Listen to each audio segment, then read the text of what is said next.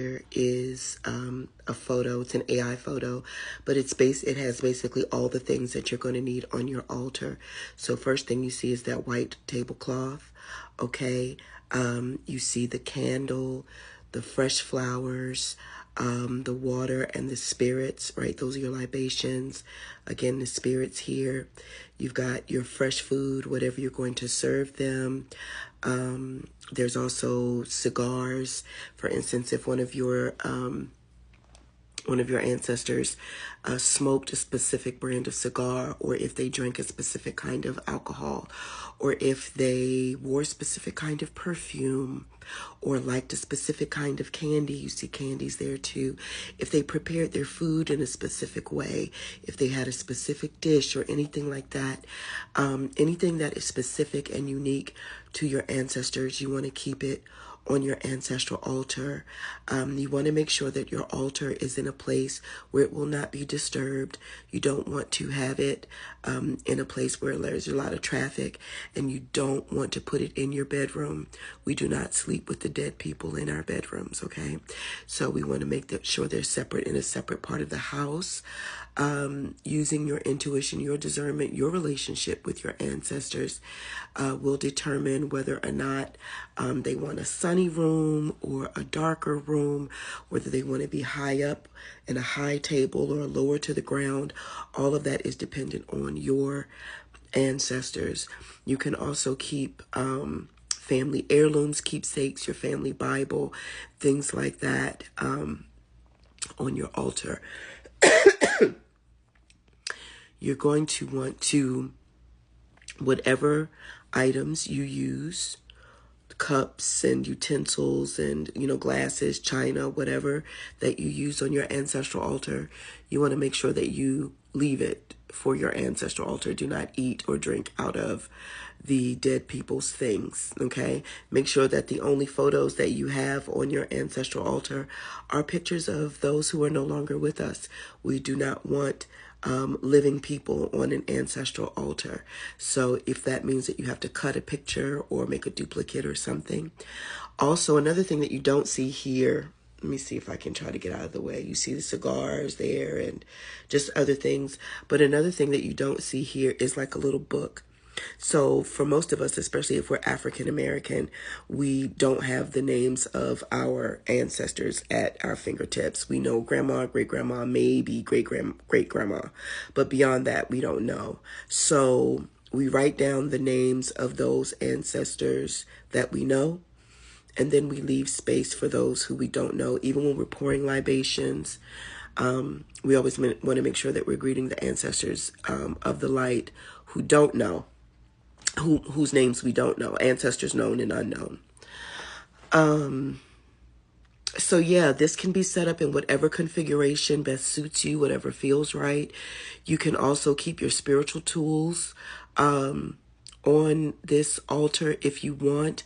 I do recommend keeping a separate shrine for your spiritual implements and things of that nature.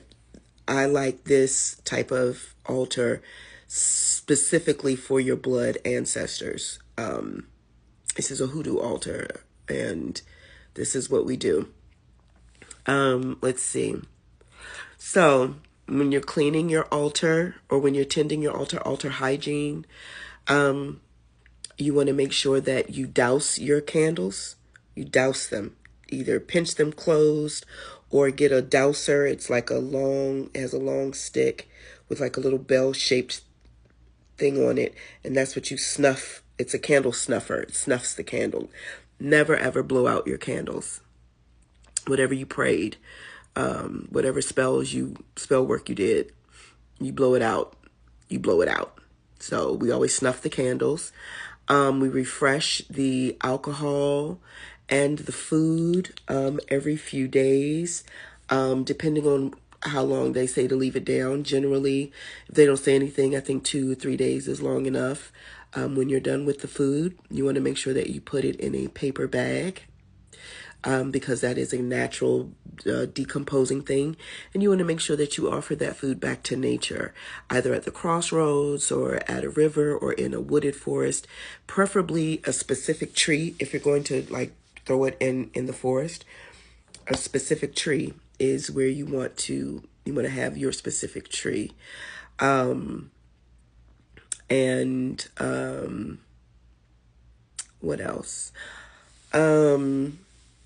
Yeah, if you're not using your plates and your cups and stuff, make sure you turn them down. I don't have an empty cup. I got this bottle of water here. You see my little bottle of water. If it was empty, an empty cup, you make sure you turn it upside down when it's empty. Marcos, how do you greet your altar? You want to make sure that you stay, that your energy field is clean. So regular spiritual baths are very important. If you are not yet at the place where you're taking spiritual baths, get you some Florida water. Florida water is an absolute wonderful spiritual perfume, spiritual cologne, and you can feel like when you put some in your hand, just a few splashes, and you just kind of pass it over yourself, right, over your whole body, you can feel the essence of it, and you can feel it lift and lighten your spirit and your aura. So you want to cleanse yourself with Florida water before you address your altar. You want to burn sage, incense, whatever herbs you have. Tobacco is a wonderful ancestral offering, burnt offering. You want to open up with your prayers, with your words of thanksgiving. I'm trying to give this a 10-minute video, so I'm trying to give you just your main pointers. You know how to address the altar in prayer. So you know how to open up in prayer with thanksgiving, with a song, something to bring you into spirit, ring a bell, clap your hands, drum, whatever. And then just talk to your people like you're talking to your grandmama or your granddaddy or whomever. You just talk to them. And after that experience is over, you listen. After that's over, you close it out, sing another song. You say thank you, maybe ring your bell again, douse your candles, and go from there. Some people feel led to knock on their table. That's not my ancestral table, it's just a nightstand. But some people feel to knock on that to let them know that they're coming, that they're greeting. Always identify yourself. You say, hello, I am first, last name, daughter of mother's first, last name, maiden name, father's first, last name, and go back on both sides as far as you can. Always identify yourself. Always. For those of us who grew up in church, we know the story of the sons of Sceva who were trying to cast out a devil.